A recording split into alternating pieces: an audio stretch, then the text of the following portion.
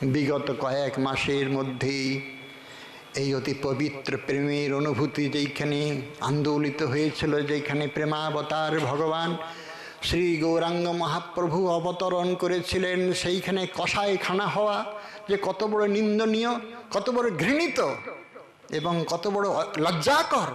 ভারতবর্ষের কোনো তীর্থে এই রকম ঘৃণিত কার্য আজ হয়নি। আর তাদের মদতপুষ্ট, শাসক গোষ্ঠীর মদতপুষ্ট, আর আমাদের মধ্যেও কিছু কালনেমির মুখোশ পড়া সাধুরা, তারাই। কালনেমি মরেনি। বিশল্যকরণী আনবার সময় হনুমানের পথরোধ করে দাঁড়িয়েছিল, বসেছিল। মায়াবী কালনেমি মায়ার দ্বারা সে আশ্রম রচনা করে তার পথরোধ করেছিল। কালনেমি আজও মরেনি। মুখোশ পড়া কয়েকজন সাধু কালনেমি রূপ ধরে সেই নিজেদের স্বরূপকে স্বার্থ সিদ্ধির জন্য কাজে লাগালো। বন্ধ হয়েছে কসাইখানা, এটা ঠিক, তবে অশুভ শক্তির পৈশাচিক আরো যে কত রূপ আমরা দেখব। পৈশাচিক যুদ্ধ হয়েছিল দুইটি। লঙ্কাকাণ্ডে যুদ্ধ হয়েছিল গভীর নিশীথে। এই কথা বাল্মীকি রামায়ণে লিখেছেন। তুমি কি রাক্ষস? তুমি কি বানর? অন্ধকারে কেউ কাউকে দেখছে না। প্রথমে এইভাবে সম্ভাষণ করে ভয়ঙ্কর যুদ্ধ অবতীর্ণ হলো। আর পৈশাচিক যুদ্ধ হয়েছিল। পাণ্ডবদের যখন জয়শ্রী লাভ হয়েছিল, সেই পৈশাচিক যুদ্ধের অভিনেতা হলেন মহাবীর অশ্বত্থামা। রাতের আধারে সমস্ত পাণ্ডব সেনাদের বধ করে। সেই পৈশাচিক যুদ্ধে এটাই হলো নিয়ম। কোনো হিতাহিত বিবেচনা শূন্য হয়ে আমাদের সামনে এসে অশুভ শক্তি কিভাবে উপস্থিত হবে তা আমরা বুঝতে পারি না। সেই জন্যই ঐক্যসূত্রে বন্ধ হবার আজকের একটা শুভ আমরা সংকল্প নিই। আমরা এক এবং অখণ্ড হই, তবেই আমরা বাঁচব এবং বাঁচাতে পারব। মহাপ্রভুর এই প্রেমাঙ্কুর ভূমিতে নবদ্বীপের এক একটা ধূলি আমাদের কাছে চিরস্মরণীয়, শ্রদ্ধার্ঘ। কেন জানেন? পৃথিবীর প্রতিটি কোণে কোণে চলে গিয়েছে মহাপ্রভুর প্রেম প্রচারের এই পবিত্র সংবাদ। নবদ্বীপ মায়াপুরকে তারা কত ভক্তি ভরে গ্রহণ করেছে তা আমরা বলতে পারবো না। নবদ্বীপ, পুরুলিয়া, মুকুটমণিপুর এই দূর প্রান্তের বাসগুলো যখন যায়, অতি দরিদ্র ছন্ন ছাড়া জীবন তাদের ভক্তির অর্ঘ্য দেয় বাসের মাথা ঠুকে। হে বা বাসটাকে মাথা ঠুকে বলে, তুমি বড় ভাগ্যবান, নবদ্বীপ হতে এসেছ, নবদ্বীপের ধুলি নিয়ে এসেছ এইখানে। আমাদের সে ভাগ্য নাই। কিন্তু এই দুর্ভাগা জাতির আরো দুর্দশা হয়তো সামনে আসছে। তার জন্যে আমাদের কি করণীয়? এই অশুভ শক্তির সামনে এসে উপস্থিত হয়েছিলেন, আমাদের রক্ষা করেছিলেন ইস্কন গৌড়ীয় মঠ। এনারা যদি উপস্থিত না হতো তাহলে এতদিন মৃত্যুর খাতায় অনেক সাধুদের নাম লেখা থাকতো। অনেক মঠ মন্দির ক্লাবের হাতে চলে যেত। সেই জন্য আমি শুধুমাত্র উপস্থাপন করলাম। আমি অনুরোধ করেছি, সাক্ষাৎ সেই দুঃসাহসিকতার পরিচয় দিয়েছেন নবদ্বীপের মধ্যে প্রভুপাদ ভাগবত কিশোর গোস্বামী এবং তার ভাই রাতুল কিশোর গোস্বামী, যারা নমস্য নবদ্বীপ গোস্বামী প্রভু এবং সদাহরিদাস বাবাজি মশাই। আর আমাদের নাম জানা নাই। আমি শুধুমাত্র ছবিতে দেখেছি এদের। সে সমস্ত ভাষণগুলো শুনেই মনে হয়েছে আর আমাদের বেঁচে থাকার কোনো পথ নেই। তাকে আমরা পেয়েছি সাক্ষাৎ, যিনি ওইখানে উপস্থিত থেকে সব কিছুর মধ্যে তিনি উপস্থিত ছিলেন। তিনি আপনাদের কাছে যেভাবে শোনাবেন সেটাই হবে চূড়ান্ত সাক্ষী। সেই জন্য অনুরোধ করি তিনি আমাদের কাছে ঘটনাটা স্বল্প বৃত্তান্ত শুনিয়ে মহাপ্রভুর চরণে যেন শ্রদ্ধার্ঘ্য নিবেদন করতে পারি। এটা শুনান আমাদের। পরম বিজয়তে নাম সংকীর্তনম রাধে শ্রীকৃষ্ণ চৈতন্য মহাপ্রভুর জয় হোক। জয় রাধে জয় বৃন্দের মহাশক্তি জয় হোক। জয় শ্রী রাধে।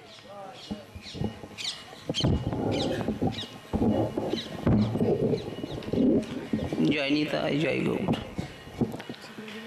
হ্যাঁ থাক, ঠিক আছে। ভারত ভূমিতে মনুষ্য জন্ম যার, জন্ম সার্থক করি করো পরোপকার। বলেন ভারতবর্ষ এক সুমহান সুপ্রাচীন দেশ। এই ভারতবর্ষে ভগবান যতবার এসেছেন ভারতবর্ষেই এসেছেন এবং মুনি ঋষিগণ ভারতবর্ষেই জন্মেছেন। এই জন্য ভারতবর্ষ পৃথিবীর কাছে নমস্য দেশ। আমরা যে ভারতবর্ষে জানি রামচন্দ্র মর্যাদা পুরুষোত্তম ভগবান এসেছেন, সেটা অযোধ্যা ভারতবর্ষের মধ্যে। লীলা পুরুষোত্তম ভগবান শ্রীকৃষ্ণ এসেছেন, সেটাও ভারতবর্ষের শ্রীধাম বৃন্দাবন। প্রেম পুরুষোত্তম ভগবান গৌর সুন্দর এলেন নদিয়া নবদ্বীপ বাংলার বক্ষে। গর্ভ বাঙালির কবিরাজ গোস্বামীপাদ বলেছেন, কি সৌভাগ্য আমাদের, গৌড়ের ভাগ্য আকাশে এক অদ্ভুত সমকালে দুহার প্রকাশ। জানো চন্দ্র সূর্য, চন্দ্র সূর্যের মতো দুই ভাই গৌড় নিত্যানন্দ এসেছেন, আমাদের সৌভাগ্য। দুঃখের বিষয় আরেক দিকে, বাঙালির জাতীয় উৎসব কি? দুর্গা উৎসব। দেখবেন দুর্গাপুজোর 3 মাস আগেই বাংলার ঘরে ঘরে ধুমধাম শুরু হয়ে যায়। কিন্তু যে দেবী দুর্গা সীমান্ত দ্বীপে এসে তিনি তপস্যা করলেন গৌড় চরণ দর্শনের জন্য, গৌড় চরণ তিনি দর্শন করে গৌড় সুন্দরের চরণের রজ নিয়ে সীতায় ধারণ করলেন, তাই নাম হলো সীমান্ত দ্বীপ। রুদ্রদ্বীপে রুদ্র ভগবান এসেছিলেন, দেবাদিদেব শঙ্কর ভগবান। তাহলে যে গৌর সুন্দর প্রেম পুরুষোত্তম ভগবান দেবতাদেরও আরাধ্য যে চরণ, সেই গৌর সুন্দর এসেছেন নবদ্বীপে। পৃথিবীর সবকিছু মিথ্যা হলেও নবদ্বীপের প্রত্যেকটি ধূলিকণা গৌর চরণ স্পর্শিত, এটা আমরা অস্বীকার করতে পারবো? তাহলে যে গৌর চরণ স্পর্শিত ধূলিকণা নবদ্বীপ, সেই নবদ্বীপ আমাদের কাছে নিত্য স্মরণীয়। আমরা যারা যোগপীঠ স্মরণ করি, প্রতিদিন বৃন্দাবন এবং নবদ্বীপের স্মরণ করি। প্রথম নবদ্বীপের যোগপীঠ স্মরণ হয় গৌর লীলা, তারপর ব্রজলীলা। সেই নবদ্বীপের সত্যি দুঃখজনক ব্যাপার যে মণিপুর বৈষ্ণব সমাধির পাশেই 2 হাত দূরে একটি কসাইখানা নির্মাণ হয়েছিল, কিন্তু আমরা বাবাজি সম্প্রদায় ঘুমিয়েছিলাম। ইসকন যখন জানতে পেরেছেন একটি কসাইখানা নির্মাণ হচ্ছে, ইসকন নেট থেকে সমস্ত কাগজ তুলে নেয়। সেই কাগজের মধ্যে আছে 14 সালে নাকি প্রতিদিন পত্রিকায় স্লটার হাউস কসাইখানার বিজ্ঞাপন দেওয়া হয়েছিল, সেটা আমরা জানতে পারলাম। তারপর সেটা প্রমোটার নবদ্বীপ পৌরসভা, তার মধ্যে পরিষ্কার ভাষায় লেখা আছে হালাল বিধান অনুসারে বধ করা হবে। হালাল বিধান শব্দটা কিন্তু মুসলিমদের ক্ষেত্রেই, কসাইখানার ক্ষেত্রেই সেটা প্রযোজ্য। উনি যদিও বলছেন আমি এখানে গোহত্যা করব না, ছাগল ভেড়াকে বলি দেব, কিন্তু হিন্দু সম্প্রদায়ের মানুষ সেই আড়াই পেঁচে টুটি কাটা হালাল বিধান অনুসারে মাংস ভক্ষণ করবেন কেন? এটাও একটা প্রশ্নের কথা। তারপরে সেই কাগজের মধ্যে লেখা আছে পরিষ্কার, ইসকন আমাদেরকে দেখিয়েছেন। আরও কি লেখা আছে না, প্রজেক্টের খরচে ফ্রিজ সহ গাড়ি থাকবে, সেই গাড়িতে সমস্ত মাংস সরবরাহ করা হবে।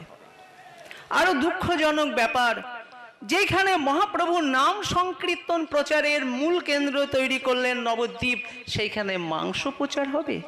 সেই প্যাকেটগুলোর মধ্যে নবদ্বীপের স্ট্যাম্প মারা থাকবে, নবদ্বীপ ধামের কসাইখানা থেকে এগুলো প্রচার হচ্ছে। এর থেকে আমাদের দুঃখজনক ব্যাপার আর কি হতে পারে বলুন? তাই দুঃখের বিষয়, আজ আমাদের জাতীয় উৎসব দোল উৎসবটাই হওয়া উচিত। কারণ মাত্র 533 বছর মানে আমাদের খুব কাছের। রামচন্দ্র কত হাজার হাজার বছর আগে এসেছেন, কৃষ্ণচন্দ্র এসেছেন 5,500 বছর আগে। মাত্র 533 বছর আগে হয়তো আমাদের কোনো পূর্বপুরুষ গৌর সুন্দরের সাক্ষাৎকার পেয়েছেন। এত কাছের ভগবান গৌর সুন্দরকে আমরা পেয়েছি এই নবদ্বীপ ধামে। সেই নবদ্বীপ ধামে একটা কসাইখানা নির্মাণ হতে চলেছে। কলি মহারাজ বলেছিলেন, কলি মহারাজকে বলেছিলেন, আমাদের পরীক্ষিত মহারাজ রাজবেশধারী, কিন্তু তোমার কর্মশূদ্রের মতো তুমি কে বলো তো? এক্ষুনি আমি ধনুকে বাণ যোজনা করে তোমার প্রাণবধ করব। তাহলে কলি এসেছিলেন রাজবেশধারী, তার কর্মটা ছিল শূদ্রের মতো। দুঃখের বিষয়, আজ একজন বিদেশি জয়পতাকা মহারাজ, যিনি আমেরিকা থেকে এসেছেন আমাদের ভারতবর্ষের বুকে, তিনি ভাষণ দিতে গিয়ে বলছেন, হে বৈষ্ণব সমাজ, আমি রোগগ্রস্ত, উনি অসুস্থ, ওনাকে একটা হুইল চেয়ারে করে মঞ্চে নিয়ে আসা হয়েছে। উনি ভাষণ দিতে গিয়ে হাত জোড় করে বলছেন, আজ নবদ্বীপের মাটিতে একটা কসাইখানা নির্মাণ হতে চলেছে, এটা দুঃখজনক ব্যাপার।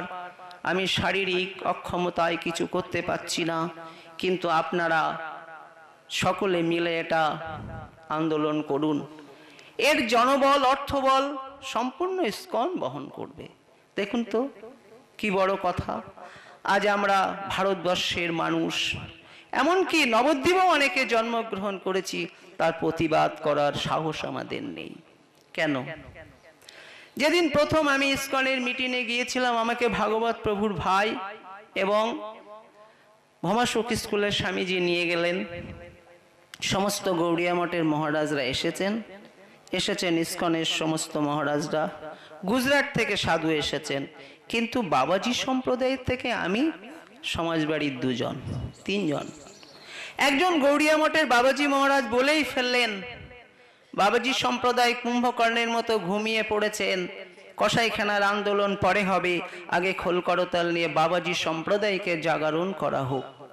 খুব লজ্জা লেগেছিল আমার, যেহেতু আমি বাবাজি সম্প্রদায় থেকে গেছি।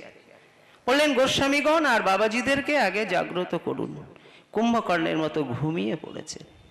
কারণ উনি কথাটা অন্যায্য কিছু বলেননি, বলছেন নবদ্বীপেই তো কসাইখানাটা হচ্ছে, কিন্তু আন্দোলন করছে মায়াপুরের ইস্কন গৌড়িয়া মঠ।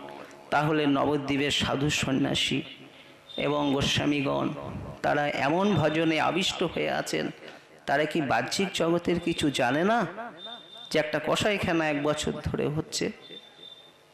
সেদিন আমারও লজ্জায় মাথাটা নিচু হয়ে গিয়েছিল।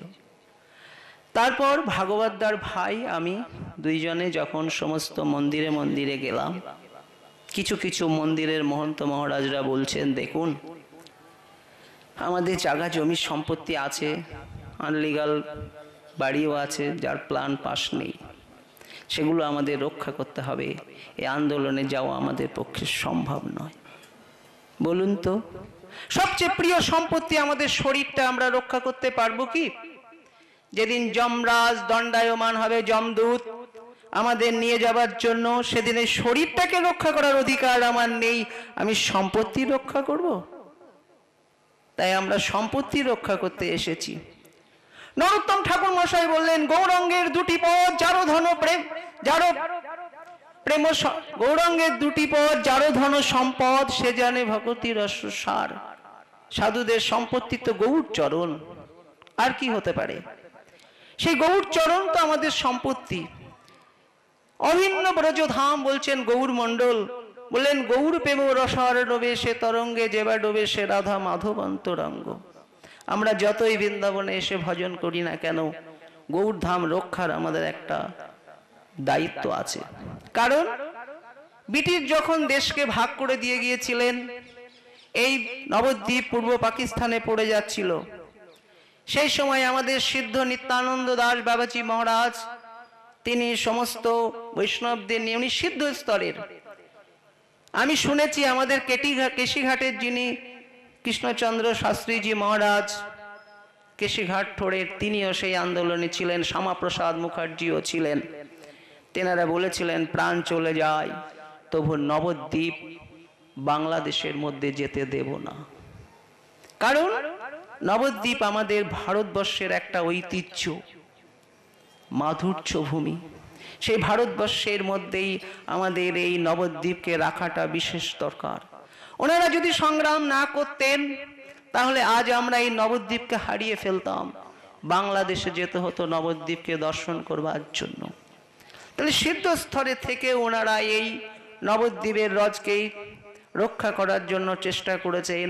আর আমরা কি এমন ভজন করি যে নবদ্বীপের জন্য একটু সংগ্রামের আন্দোলনে সামিল হতে পারবো না? আজকে এই নবদ্বীপের জন্য দুঃখ হয় যে বিদেশিরা যেভাবে ঝাঁপিয়ে পড়েছেন, আমরা তা পারছি না। সত্যি ইসকন যদি না থাকতো আজকে এই আন্দোলনে আমরা জয়ী হতে পারতাম না। এই জয় আমাদের মহাপ্রভুর জয়, এই জয় আমাদের নাম প্রভুর জয়। তৎকালীন সময় আমরা জানি কাজী দলনের সময় মহাপ্রভু সাক্ষাৎ প্রকট ছিলেন, তিনি সাঙ্গপাঙ্গ নিয়ে গিয়েছিলেন কাজী দলনের জন্য। কিন্তু এখন তো আমাদের নাম প্রভু সাক্ষাৎ প্রকট আছেন। আমরা যেদিন সংকীর্তন নিয়ে গিয়েছিলাম এই আন্দোলনেই কসাইখানা বন্ধের জন্য, সেদিন আমরা একটাই ঠিক করেছিলাম, নাম বিগ্রহ স্বরূপ তিন এক রূপ। চৈতন্য চরিতামৃতে কবিরাজ গোস্বামীপাদ লিখেছেন নাম বিগ্রহ স্বরূপ তিন এক রূপ।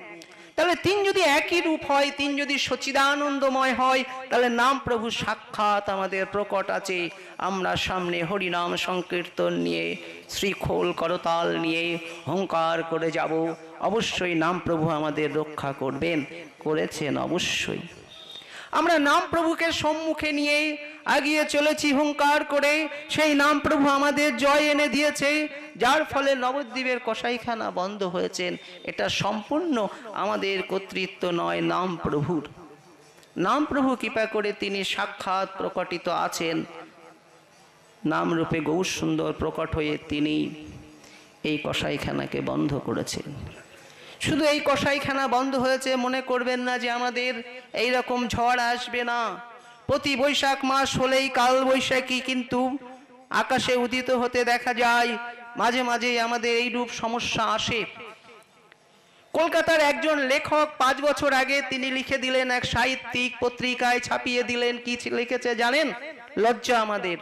লিখেছেন নিমাই পণ্ডিত ছোটবেলায় উশৃঙ্খল ছিলেন, কত বাবা মাকে মারধর করেছেন।